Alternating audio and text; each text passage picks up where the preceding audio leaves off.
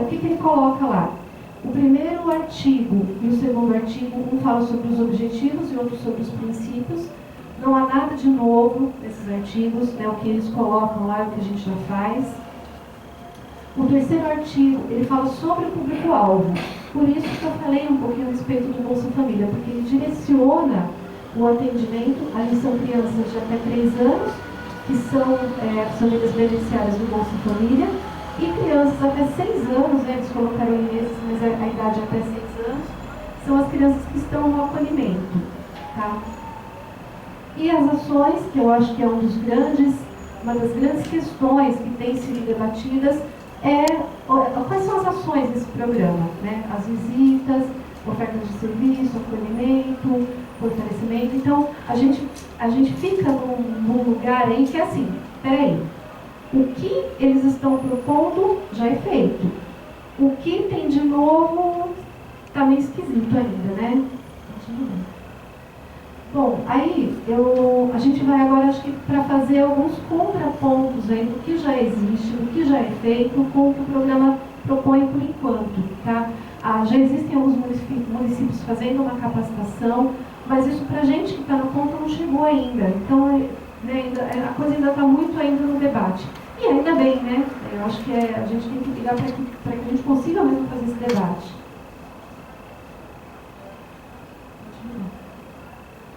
Bom, uma das coisas que eu coloquei aí, que eu acho que vale a pena a gente refletir hoje, é com relação a como se identifica essas demandas. Eu falei para vocês um pouco dos critérios do programa Bolsa Família, nos quais a gente já identifica demandas de famílias que precisam de acompanhamento. No nosso trabalho de planta, quando a gente encontra uma família que, por exemplo, a criança está no trabalho infantil, por isso ela deixa de ir para a escola, a gente faz o acompanhamento, a gente encaminha para o serviço de proteção especial, a gente tem formas e mecanismos de acompanhar essa família no sistema do Bolsa Família. Existe uma opção que a gente chama SIPOM, né? A gente consegue colocar essa família lá, a família não é prejudicada, ela continua recebendo os benefícios, a gente fica próximo dessas famílias, a gente faz as visitas. A visita domiciliar ela é um instrumento riquíssimo para você conhecer a família e conhecer a dinâmica dela. Mas ela é muito delicada, ele exige de quem a faça uma sensibilidade, uma delicadeza, um cuidado. Você entra no espaço, você entra na dinâmica do outro, né? Isso é muito sério. Então, assim, isso é feito, isso existe.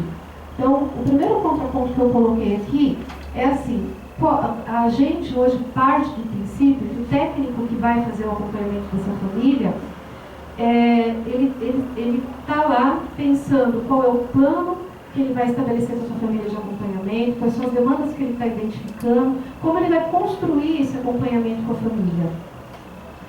Em contraponto com esse público-alvo, né? O que a princípio a gente tem de que o acompanhamento é direcionado para essa faixa etária, para as crianças dessa faixa etária. Como a Débora colocou muito bem, a questão que fica é assim, mas a mãe, porque ela recebe o benefício e o governo está dizendo que ela é pobre ou ela é extremamente pobre, ela não sabe cuidar das suas crianças. Então, esse já é um dos pontos para a gente refletir, né? Qual é o ponto aí? Então, o que se quer? Bom, a outro ponto que eu acho que também é um ponto nó é com relação às equipes de referência. Nós, trabalhadores da assistência, trabalhadores do SUAS, a gente tem construído nacionalmente uma luta com relação às equipes de referência. Há lugares, há municípios que não têm ainda psicólogo, né? A gente, a Débora contou um pouquinho que nós nos conhecemos em outros espaços, assim, a gente ouve isso ainda. Então a gente ainda está numa política que tem brigado para se fortalecer. E aí eu coloquei, lá tem os cargos obrigatórios, né, o assistente social, psicólogo e advogado, no caso do CREAS, mas a gente tem outros profissionais que eles são também, eles são colocados como preferencialmente, por se entender que dentro do conhecimento deles, eles têm como contribuir para a nossa política. Então a gente tem um antropólogo, um economista doméstico, pedagogo, sociólogo, terapeuta ocupacional e musicoterapeuta. E nós temos também os cargos técnicos de nível médio. A gente tem o orientador social ou o educador social, por aí varia um pouquinho. Essas são os cargos e são os nomes dos profissionais que estão hoje como técnicos de referência da assistência, em contrapartida aos visitadores, que é o nome que o programa tem usado. Isso desperta na gente uma provocação de que, assim, o que é, né, qual a função do visitador? Então, eu até coloquei ali, né, uma interrogação. A gente está falando de uma precarização desse trabalho? Né? Foi dito até com relação aos voluntários desse serviço. Então, assim, fica aí uma interrogação. É uma desprofissionalização dos serviços de assistência? Então, um ponto para a gente refletir.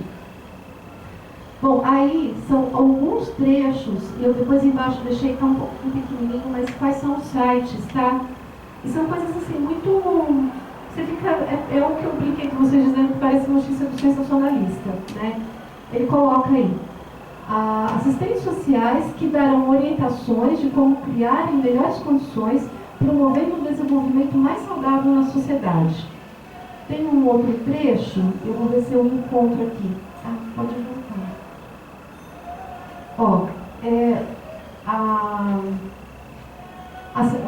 No segundo parágrafo ali, visitas promovidas por assistentes sociais do governo federal, orientando essas famílias de como o tratamento deve ser feito, de como a amamentação deve acontecer e também de como algumas dicas de nutrição infantil. Eu acho que ele não sabe o que um assistente social faz, né?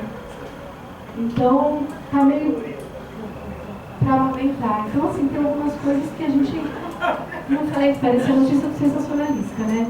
Pronto, pode mudar. Esse ficou bem pequenininho, mas esse é um que está no site do NDS, tá? E esse é quase a fala do que a Débora colocou, com relação ao desenvolvimento da criança, supondo que, assim, não é que ele está supondo, depois eu até vou, né, vir para o lugar de psicóloga para falar um pouquinho sobre isso, mas assim, que as intervenções na primeira infância contribuem para o desenvolvimento pleno e melhor da qualidade de vida. Assim, como? Né? Isso é genérico, é uma frase talvez de efeito, genérica, que parece que fala em qualquer coisa, né? Aí é só, né, uma listinha, né? Eu escuto isso que agora acho que eu vim um pouquinho aqui para o lugar do psicólogo, né, de quem está mais na cadeira e está estudando.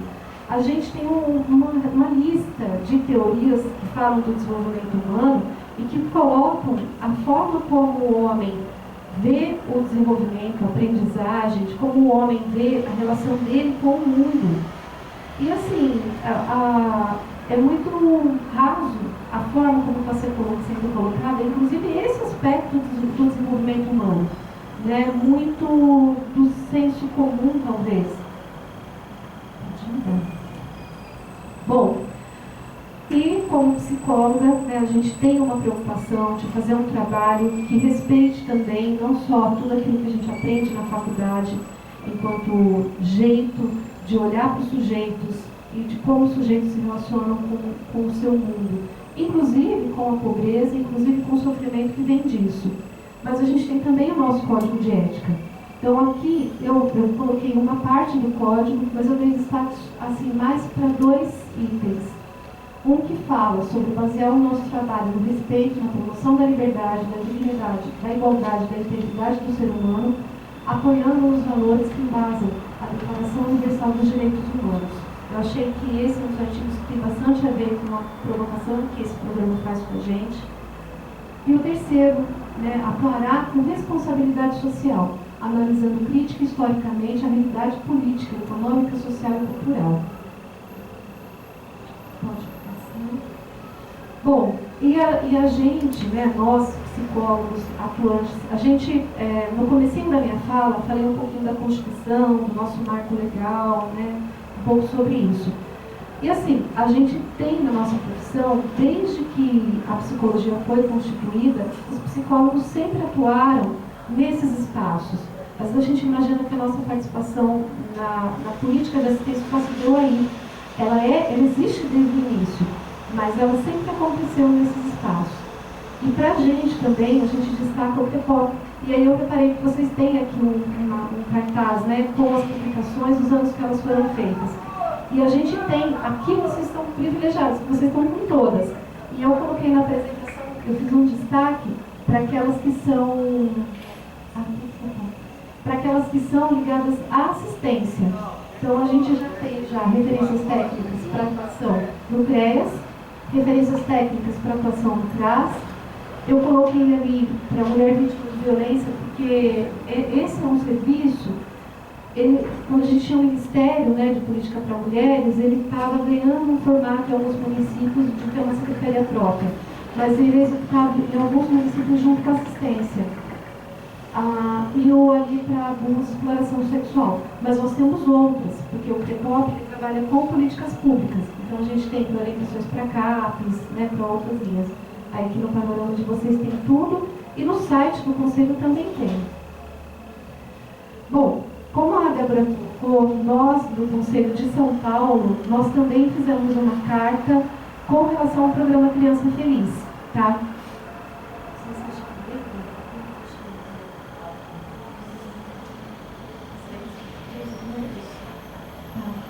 Bom, eu não sei se eu disponibilizar a apresentação.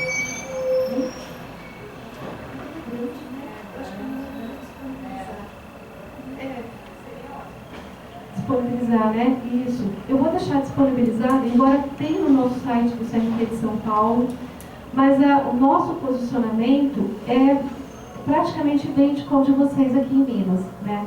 O Conselho também repudia algumas posturas desse programa, avalia como retrocessos e, assim, eu disponibilizo depois e aí vocês vão ver, está muito parecida com a carta de vocês. A gente teve também, se eu não me engano, amanhã tem um coletivo de trabalhadores da assistência do município de São Paulo que vai apresentar para o Conselho Municipal a carta também se posicionando contrário ao programa, a adesão do programa. Então, lá, a gente também tem feito essa discussão e a gente também tem tentado, né, nos fortalecer, nos mobilizar com relação a essas questões que a gente está apontando. Bom, aí algumas referências. E aí, né, um agradecimento pela apresentação. Bom, a gente continua no debate, agradeço a atenção de vocês e vamos discutir. Obrigada, viu?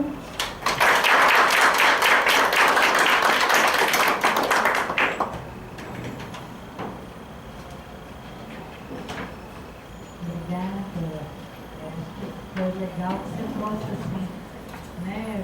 Principalmente para quem não é da área, a gente viu que aqui tem muita gente que não é da área, né? Não está falando do que é a política de assistência social, né? Muitas vezes, desavisado, né? E é isso que confunde a sociedade mesmo, que chega um programa, as pessoas, olha que legal o programa, vai trabalhar com as crianças pequenas, como se isso não existisse, né? Então acho que isso é bem importante mesmo. Agora para fazer a sua fala. Oi. Boa noite. Boa noite. Agradecer ao CRT pelo convite. Eu vou tentar construir, né, minha linha de raciocínio e aí dizer que é muito pouco porque eu revisitei muitas questões da assistência social que são muito importantes para nós, né? Assim, eu trabalhei um bom tempo na assistência social.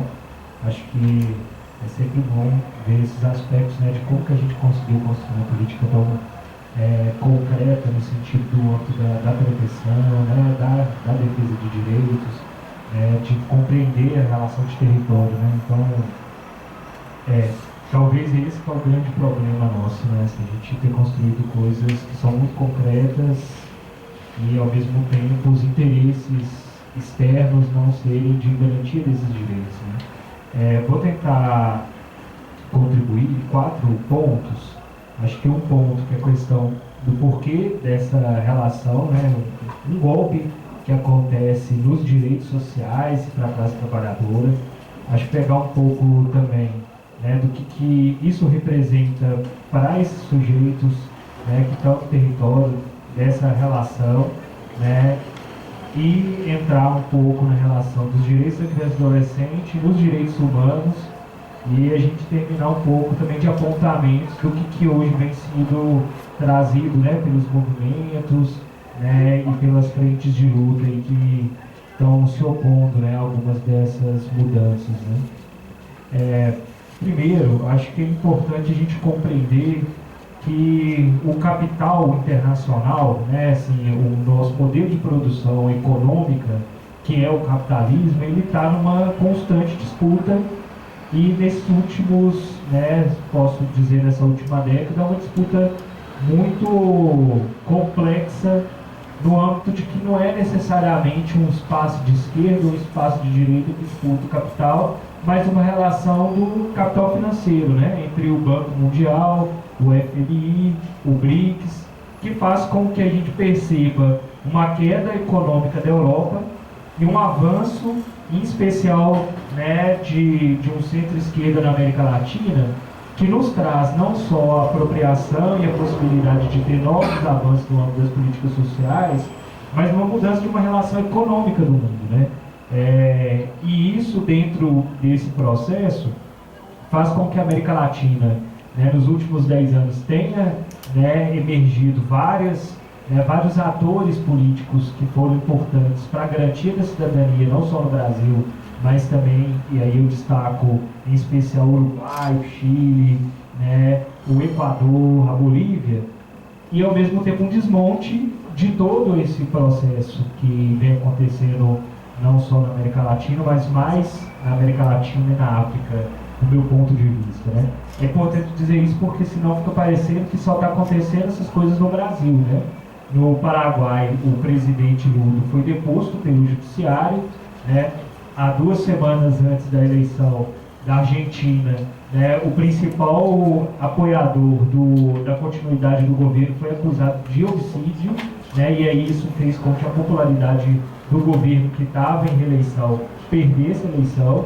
Né, o Uruguai ainda continua concreto, mas Venezuela, Equador, né, a própria Bolívia passa por crises estruturais muito grandes, isso sem contar que o Chile tem uma possibilidade, né, de um quase Bolsonaro virar presidente, né, um novo, eles citam lá no Chile como um novo Pinochet, né? Então assim, isso é muito grave, né? Não é só o Brasil que vem sofrendo esse avanço, não é só, né, como a Globo, que ela é partidariamente democrata nos Estados Unidos, porque as novelas brasileiras só passam em canais democratas nos Estados Unidos, né? E tem problema com o Trump, como a gente vê, né? Mas há um realinhamento do próprio capital mundial e isso impacta na América Latina. No Brasil, isso começou numa discussão sobre as consequências, né, da corrupção.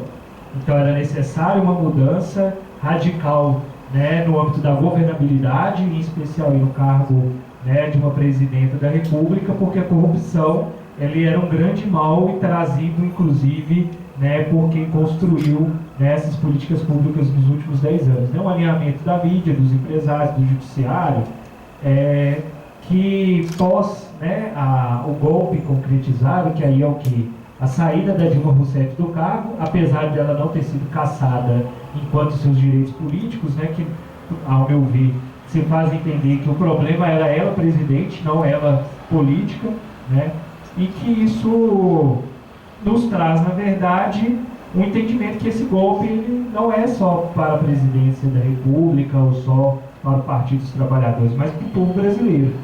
Por quê? Porque pós a saída da Dilma, início do governo Temer e realinhamento, inclusive, da relação do Congresso com o governo federal, a gente vê isso se materializando inicialmente na PEC 55, para quem não lembra, viu, gente? É importante lembrar do que aconteceu 6 meses atrás, né?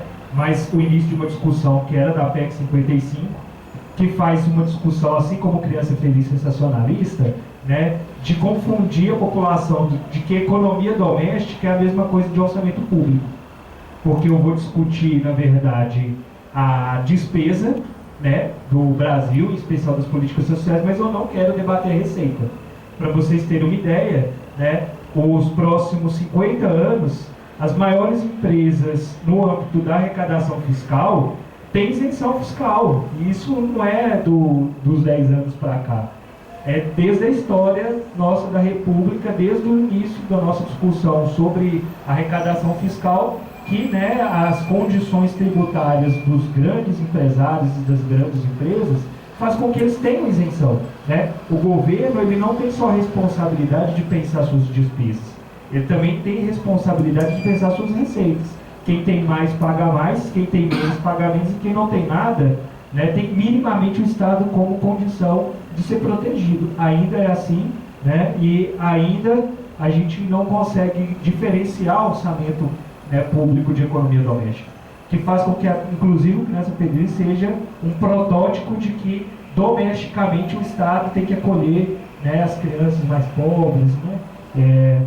E a PEC 55 traz, são 20 anos sem investimento das políticas públicas, não só de assistência social, mas em especial de educação e saúde, que é muito grave, né? Numa discussão que a gente teve no Conselho Estadual de Segurança Alimentar e Nutricional, a gente fazendo a conta, né, do Programa Nacional de Alimentação Escolar, isso para nós significa o quê?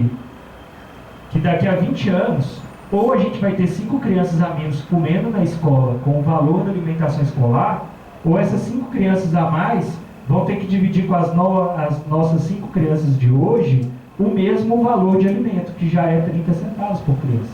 Né? Então, quer dizer, a gente vai ter que diminuir por dia, né, a qualidade da alimentação, então a gente vai ter que tirar a gente da escola, porque não vai ter alimento para todo mundo.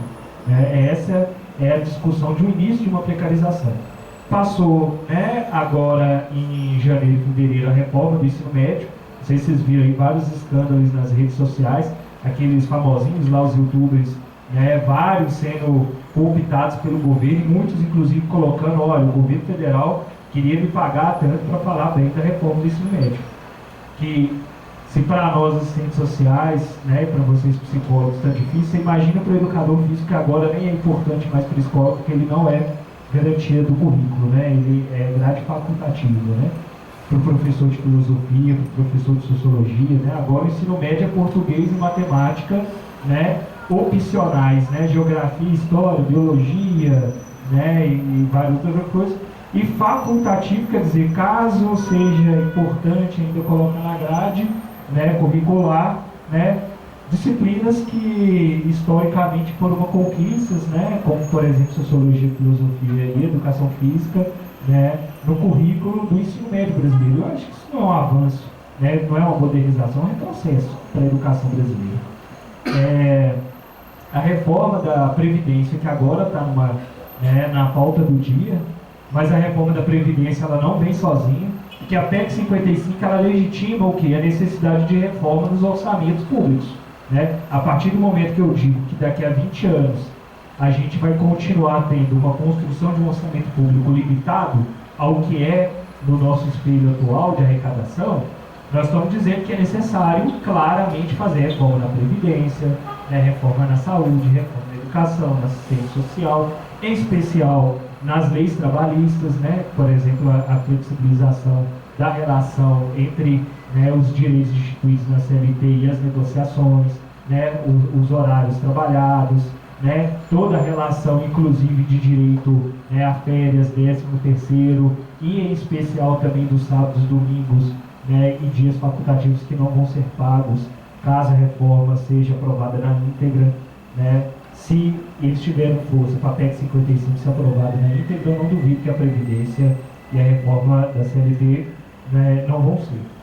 Mas a gente vai ter que lutar, porque depois disso tudo ainda tem, na mesma pauta do Congresso para esse ano, a revogação total do Estatuto de Desarmamento, né, que ganha força na bancada conservadora, em especial na bancada ruralista, né, no instintivo de dizer que a segurança pública ela deve ser privada, né, então cada cidadão tem o direito de ter sua segurança pública privada, para não onerar mais o Estado de ter que garantir segurança pública para todos e todos, em especial de entender que o cidadão de bem ele está numa situação de vulnerabilidade, porque o Estado colocou ele numa situação de vulnerabilidade, afinal, ele não tem uma arma para defender a sua família.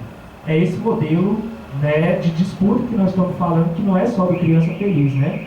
E eu nem preciso de citar que isso se simboliza cada vez mais, né, quando a gente pensa, né, nos ministros do Supremo tendo, né, um Alexandre de Moraes, eu sei que está gravando e eu não tenho medo dele, né, mas uma coisa é você defender o Marcola, porque o Marcola é um cidadão e ele tem direito à defesa. Outra coisa é eu ter um escritório de advocacia que defende uma organização criminosa, que é o PCC. Né? E está disposto, inclusive, por defender uma organização criminosa, de subornar juiz, de subornar delegado, de garantir morosidade nos processos, né? De garantir atraso, né? em certas decisões judiciais, né? E sem contar uma fábrica de habeas corpus, né? Porque é isso que está sendo colocado, né? Num pano de fundo de que a gente tem que precarizar os direitos sociais, mas a isenção fiscal, em especial o BNDES poder financiar com 28 bilhões as grandes mídias brasileiras, em especial as televisivas, né, não é um problema para a nossa relação entre despesa e receita. E aí, gente, o Criança Feliz ele chega num contexto conjuntural, como Débora bem colocou aqui, né, de uma disputa de sociedade, né? Nós não podemos descasar nós, né, profissionais, né, de ensino superior, de uma disputa de sociedade, porque não é trabalhar 8 horas, 30 horas por semana, né, de 12 por 36, fazer o nosso serviço embora para a nossa casa, se a gente compreender que nós somos sujeitos dentro de uma sociedade em disputa, né? Uma sociedade consumista, uma sociedade alienada nos processos sociais, né, onde a gente tem como um símbolo de uma parcela de uma sociedade a camisa da CBF, uma panela vazia, né, que para mim é uma ofensa, né, aos mais pobres, porque é justamente essa panela vazia, né, de quem tem a panela cheia, que é batida, não é por conta da fome, mas por conta de um favorecimento, inclusive, de uma relação de consumo, né, que o faz se sentir sujeito privilegiado de discutir a corrupção, né, e pior, né, o símbolo de ser uma camisa da seleção brasileira, ser o verde e amarelo, para mim, é o cúmulo da contradição, né, social, né, sendo que uma das entidades no âmbito do esporte mais corruptas do mundo, que é a CBF, né, é simbolicamente quem, né, constrói as lutas vinculadas ao combate à corrupção, né, paralelo à construção, inclusive, de frentes de defesas, né, da sociedade social, em especial aqui a Frente de Defesa do SUAS, né, a Frente Brasil Popular, Povo Sem Medo, os movimentos sociais, né, é uma sociedade totalmente rachada em disputa, né, é uma sociedade rachada em disputa, onde as relações de peso são totalmente desiguais, né. É desigual quando a gente vê, por exemplo, um final de semana, né, onde quem, né, o Movimento Brasil Livre vai para a rua, né, com os seus patrocinadores para garantir que isso tenha visibilidade nacional, né, na grande mídia, né, e os movimentos sociais se desdobrando junto com a classe trabalhadora para organizar os seus sindicatos, né, os seus conselhos, os seus espaços de organização para poder defender, né, a não precarização, como por exemplo do Sistema Único da Assistência Social. Bom, e aí a gente chega, né, em todo esse contexto, né, numa agenda que ela não é só de desmonte do SUAS, né, não é só desmonte, né, do Estatuto da Criança e do Adolescente e dos Direitos Humanos, que foi o lançamento, né, do programa Criança Feliz e o avanço desse programa dentro da assistência especial no conhecido Primeira Infância. Olha que contradição, né? Criança Feliz no meio de um desmonte, né, da garantia dos direitos sociais, né? Nós temos aí uma preocupação muito clara, né, não só nós assistentes sociais, mas, né, os psicólogos e todo o conjunto, né, de técnicos que trabalham na área social. Primeiro, que é de uma relação de responsabilidade do voluntariado, né? Para mim isso já estava mais do que superado no âmbito das políticas públicas, né? A gente, inclusive, há alguns anos atrás, quando falava sobre assistencialismo e clientelismo, era justamente dentro do território para combater esse restígio que sobrou nas eleições, em especial, né, das vereanças, né, de uma relação com uma certa mobilização, né, com alguma parcela, né, da sociedade civil que se organiza em igrejas, né, mas isso era muito pouco, né, porque a gente conseguiu, inclusive, como boa parte da rede privada, né, de atendimento, em especial de criança e adolescente, compreender que se não tiver normatizado dentro do Sistema Único da Assistência Social, está fora. Está fora porque a gente acredita que nós estamos, e aí, assim, minha crítica, de certa forma, é da gente ainda não ter acumulado o suficiente, porque a gente ainda chama o que é de direito continuado de serviço, né? E serviço, para mim, remete à mercadoria, né? Mas nós estamos tentando construir uma sociedade de garantia de direitos, né? E não de uma relação de benevolência dentro do território que volta à tona no programa. Por quê? Porque ele traz como seu principal ator, seu principal diálogo no território, né, um ente maior da política, que é esse sujeito da assistência social, que por trás dele tem uma relação do